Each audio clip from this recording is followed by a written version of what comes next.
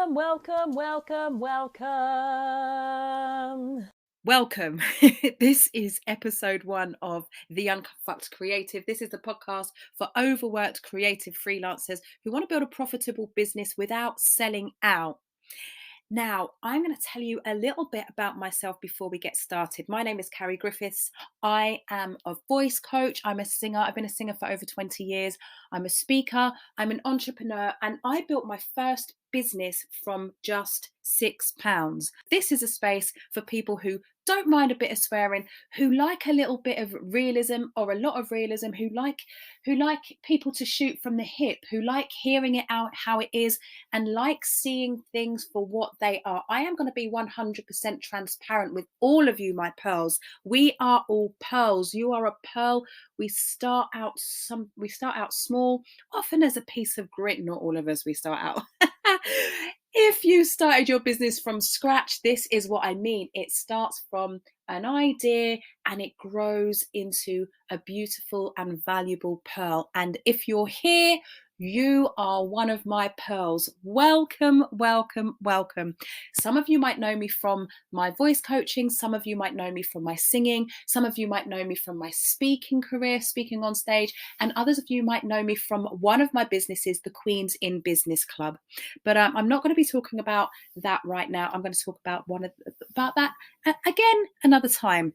As I said, we start as a piece of grit, or your business, if as you're starting as a freelancer, and maybe you've been working at your doing your freelancing for a while now, you've been self-employed for a while, and maybe you've had some success, and maybe something is just not quite coming together. Maybe you're so overworked, you're overwhelmed, you feel like giving up. Believe me, my pearls, I've felt like giving up many, many, many times, but you've just got to hang in there. What helped me are putting different things in place, which I'm going to be sharing with you. I'm going to share something with you in each episode that's going to help you, either in terms of your mindset, how you think about things. I'm going to challenge you a little bit. Sometimes I'm going to challenge you a lot. And I'm going to be giving you tips and tools and strategies that I've used to build now 3 businesses. So I'm really looking forward to sharing this stuff with you. I'm really looking forward to getting to know you guys. At some point, I'm going to have some kind of a community going so that we can all get to know each other a bit more than me just talking at you. Going back to pearls, it takes time to cultivate into a beautiful and a valuable gem. Pearls represent hidden knowledge, and pearls are highly feminine. Now, in Queens in Business Club, we do work solely with people who identify as female. In my other businesses, I work with all genders. Pearls represent the feminine. They're highly feminine. And this isn't something that I embraced. I avoided embracing this for a very, very, very long time. And it's because I didn't understand that how much of a balance we need in terms of dark and light energy. So some people call it male and female energy. I'm going to call it dark and light energy for the sake of for the people that I want to be inclusive. So we'll call it dark and light energy, and there has to be a balance. And so pearls represent that lighter side. Now, the thing is, feminine energy is as important to all of the other genders as it is to women, whether you were assigned female at birth or you weren't. And when we acknowledge, embrace this lighter energy, you'll suddenly have so much more of a balance, and things are going to become easier. And once I accepted this feminine or light energy into my life and into my business, into my way of thinking, things did become a lot easier.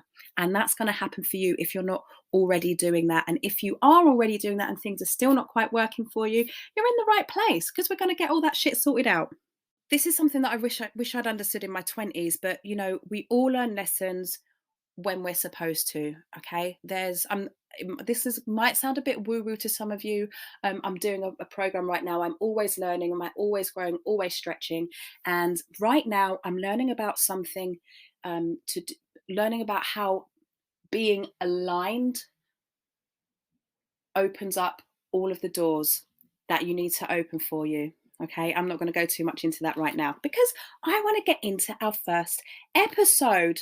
Now, as I said, I'm a voice coach, and what I do is I help I help people to use their voices to expand and grow their careers, whether you're a singer, a speaker, or a coach. I can help you to use your voice more effectively so that you can ultimately make more money and grow your business. Okay, if you're currently a freelancer and you're not sure if you're a business owner yet, then chances are you're probably not. Now, as I say, I fell into business by accident. I didn't realize I had a business. I just went out and did a thing. I went out and advertised voice singing lessons, actually. And that advert cost me £6. And I made that money back fivefold in just a few hours. I think it was about 5 or maybe 5.5 hours that I'd made that money back. And it grew from there. 3 months after that, I was fully booked, but I was completely miserable. I had lots of clients, was making really good money, but I had no time for myself and something had to give. And what gave was me. I kind of collapsed into a heap and didn't know what to do. And so I had to put some things into place to make things work for me, so that what those things that I put into place created a business. Now, I'm pretty much obsessed with voices, and as a voice coach, I used to get really frustrated that most people take their voices for granted, but now I realize that it's a bit like personal trainers. We know that we should look after our bodies. We know that we need to eat certain foods and that we should avoid eating a lot of other certain foods and other things and chemicals and alcohol and recreational drugs. I don't personally take recreational drugs, but lots and lots of people do. And we know that some of the things that we do to our bodies are not necessarily the right things. And most of us tend to go to a personal trainer when the damage is already done. Not everyone, but most of us. And it's the same with voice coaching. I found that not with singers so much. Singers tend to know that they want to try it out or have a go, or that they want to be a singer. And so they start quite early. But with the speaking world, most people come to an actual voice coach like me who can help you use your voice in the right way when there's some damage already done. And that used to piss me off. Right? So voice coaching is kind of a nice to have until it becomes a necessity. So I'm going to touch on vocal health and how you can look after your voice, how you can use your voice, how you can project, how you can sound healthy, how you can sound sexier if you'd like to. That's not something that I do very often, although I don't know, some people do say I sound quite sexy. That's not my intention. I just want to look after my voice. But anyway, there's always a payoff, right? When you work on something, there's a payoff somewhere else, right? Like when you eat healthy food, there's a payoff. Your skin looks healthier, your hair is healthier, your nails are healthier. Maybe you smile a little brighter, your eyes twinkle, and you look a little bit sexier. And why not? So there's a payoff there. So I'm going to touch on vocal health and how you can use your voice more effectively to help you to help you to grow your businesses, to help you with making more money without selling out. That's what we're here for. How you can use yours as a tool for your business. I'm going to help you to sort the shit out in your head so that you can go after what you actually deserve. There's a lot of us have got a lot of shit, and let me tell you, I had to sort out a lot of stuff before I became successful. Equipment. I did so much research before I started this on equipment, and basically I was procrastinating, and I ended up just using my laptop and earphone and my Apple earphones. That's not a plug. I'm just happen to be using my Apple earphones because I've got a Mac. All right, that's what I've got. And then, maybe as things progress, maybe I'll start using my podcast mic that I've got, but it's just a bit of a faff to keep getting it out and putting it back because I don't have like a dedicated podcast area where I live. So just a little bit about the background and behind the scenes stuff for you. For those of you who are interested in that techie type stuff, I am not a techie. I've become more so over the past few years, doing what I've been doing, which you're going to hear more about. But oh gosh, no, the technical stuff that's not for me. I'm a singer and a performer. I leave the cables and the buttons to other people. Thank you very much. The moment that I decided I was going to do this podcast, I actually had COVID. I was in bed with COVID. And I was just sick of fucking waiting for the right moment. I was like in bed for 10 days and I was like, oh my God, if I don't do this now, who knows when I'm going to do it. That's the thing that holds us back, waiting for the right moment. And I don't want to do that in my life anymore. I've done it for too many years. And I want you guys to stop doing that as well. We need to just fucking get on with things. So thank you for being here. Do subscribe and send me some suggestions. Ask me some questions. Tell me what you'd like me to talk about, and I will do that for you. I'm on the socials: Facebook, Carrie Griffiths; Instagram, Carrie Griffiths Official. I'm on LinkedIn, Carrie Griffiths. You can email me. Let's make it simple: Carrie at secretvocalacademy.com. And my name is spelled Carrie. Here's the thing: as creatives, we always have high standards, but there's always something else to do. And that works against us and holds us back from getting shit done. And when we don't get shit done, we believe in ourselves even less. We criticize ourselves, we compare ourselves to other people, and we put up even more barriers. There are a few things that you can do this week to get unfucked and do what needs to be done. All right. And I'm going to give you 7 tips, right? See, these are 7 actual actions that you can take. You could do one each day. So you could start today and you can start to unfuck yourself and become a profitable business owner without selling out from today. Here we go, guys, my pearls. Number 1, write down everything you've achieved that you're proud of. And no talking about shit like, I'm really proud of my kids. Of course you are. You're supposed to be. Down what you are proud of that you have done, that you have achieved. So if you are proud of your kids, be fucking proud of being a fucking fantastic parent. Okay? I am a fantastic fucking parent. I want you to write that down, and then write down why. All of the reasons why you are a fantastic fucking parent. But that's not the only thing. Don't focus on external things, things that you have done and that you have achieved in your own right. And there will be more than you think, right? So right now, you'll probably be able to think of 3, maybe 4 or 5. I want you to write down 20.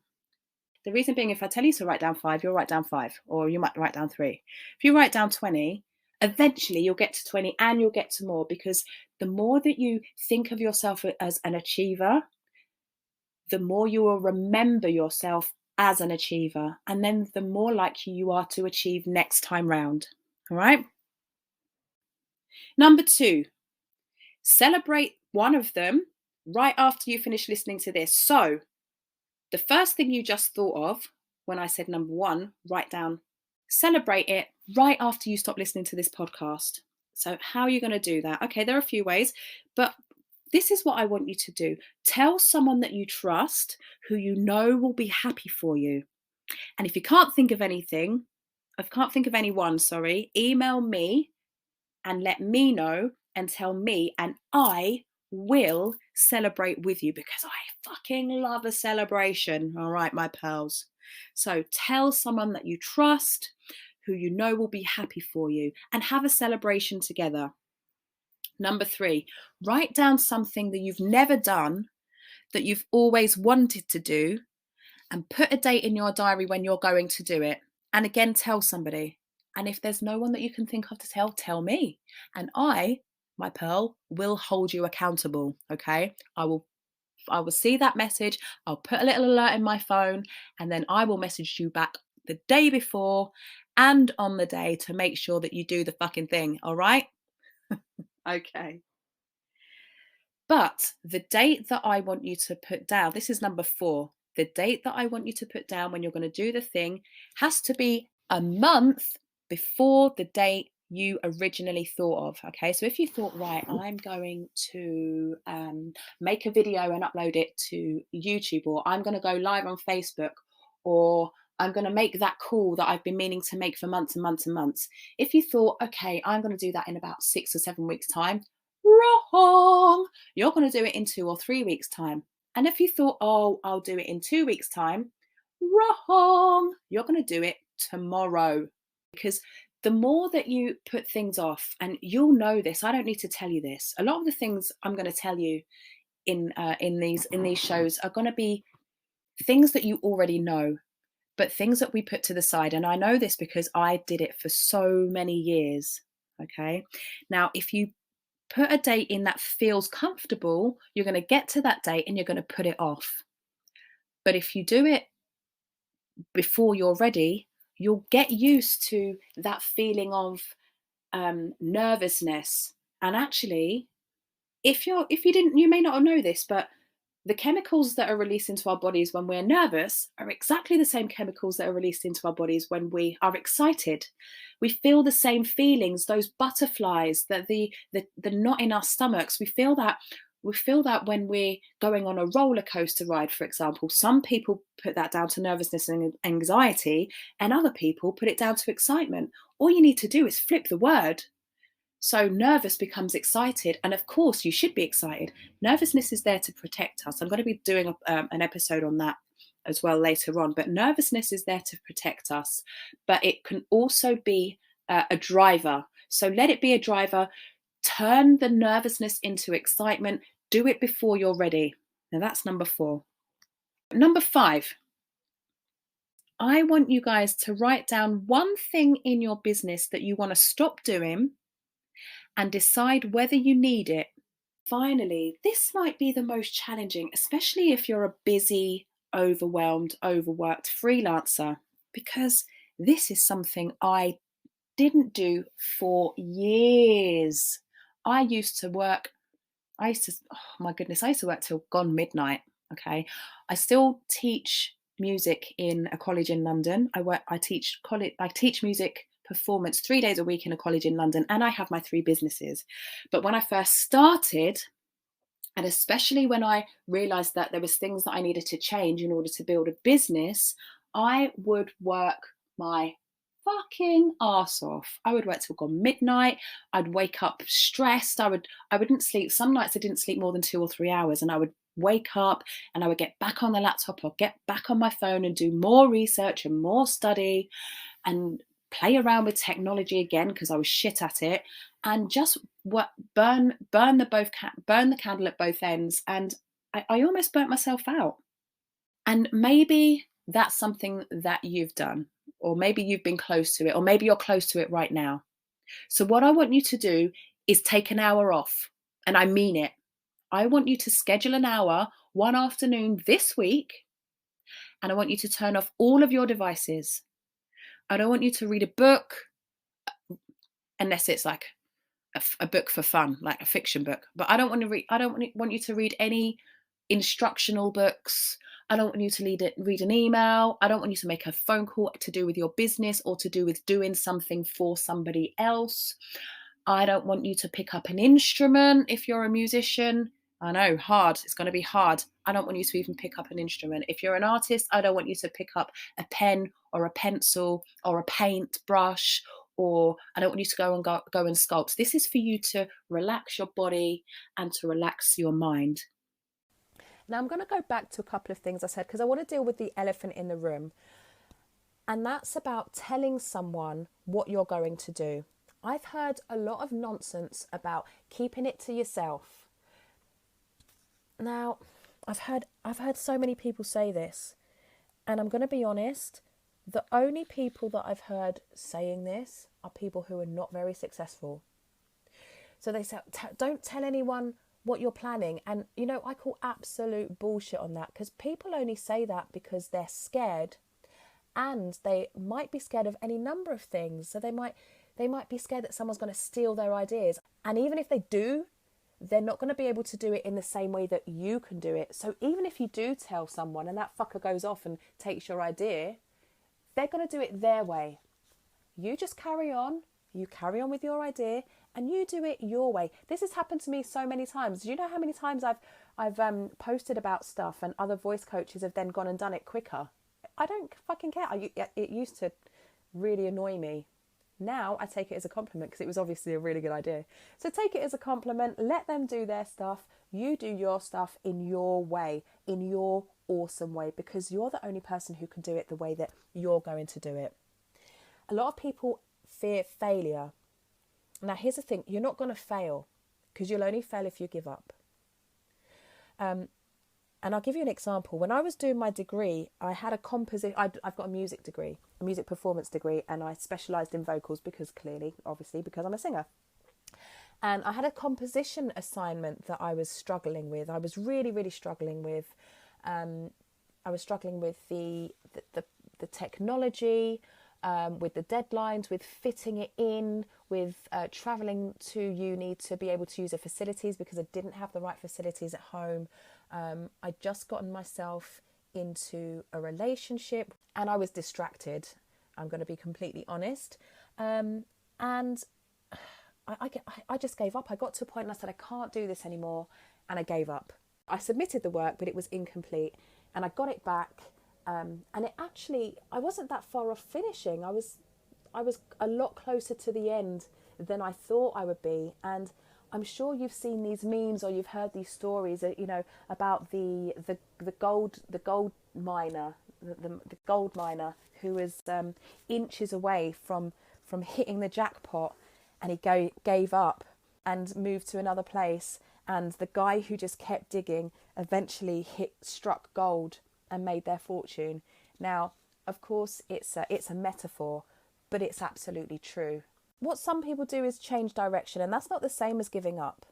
All right. So if we go back to the guy who was mining for gold and was going to different places, the picture that I have in my mind that I'm trying to paint for you is one guy just kept digging down in a straight line and eventually struck gold. The other guy who didn't strike gold just kept digging a little bit and then going to another place and digging a little bit straight down and then going to another. Then he went to a third place and dug straight down again and never struck gold. But if he had changed direction, possibly he would have found it. If he'd dug down for a little while and then turned a corner and dug straight along, maybe he would have found it. So changing directions isn't the same as giving up, okay? Now, the third reason that people don't do what they want to do or don't tell other people what they want to do is because they have a fear of being laughed at. Let me tell you, people have laughed at me all my life. Friends, enemies, rivals, teachers, peers, partners, my former husband, you name it. Apart from family members, I'm very, very, very blessed that my family have always been very supportive, even when I've done some really fucking stupid things. Sometimes they shouldn't have been quite so supportive of me. They should have told me to stop. But anyway, I wouldn't have listened, so they would have just been wasting their breath. So actually they were doing the right thing. But here's the thing. People will laugh at you. People laugh at me now. I see them. I see my friends when I'm talking about things that I do down the pub. I'm down the pub quite a lot. I see my friends who don't understand it, laughing, tittering, giving me a funny look. I don't care because I'm doing something that makes me happy. So people will laugh at you, and so what? Because you know who's going to have the last laugh? You. So my pearls, I hope you have enjoyed that. Now, I do work with people on a one-to-one basis outside of Queens in Business Club. Go from being a busy, overworked and overwhelmed freelancer to a profitable business owner without selling out, without sounding like a dick, without being sleazy and slimy. Then book yourself in for a complimentary breakthrough call. We're going to have a look at the things that have been holding you back. We're going to have a look at where you want to go, and we're going to get you started. That is completely free. There are no strings attached, okay? It's around about 45 minutes, and we're going to spend that together, you and I are going to spend around about 45 minutes together unpacking what's been holding you back from building the business that you deserve. So that's it. This is the end of the very first podcast. I'm so glad that you were here to join me. Thank you so much for listening. And remember, you may be just one decision away from your big breakthrough. Stay hydrated. Ciao.